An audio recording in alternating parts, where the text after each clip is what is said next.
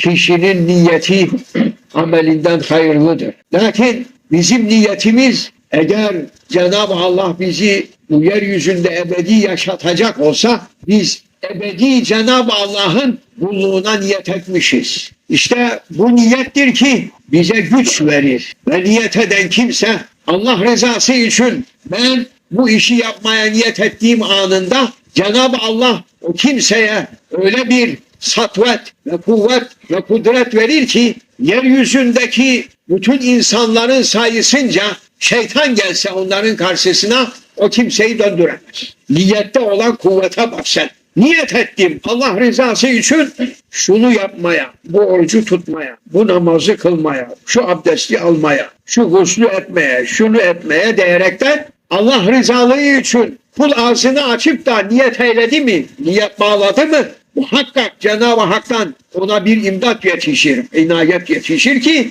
bütün yeryüzündeki insanların sayısındaki şeytanlar gelip de onun Allah için attığı adımını yerinden kaldırıp geriye atmaya imkan bulamaz. Cenab-ı Allah bize her amelde, her hizmette niyeti farz kılmıştır. Niyet farzdır. Kalpten niyet bağlaması, azmetmesi farzdır.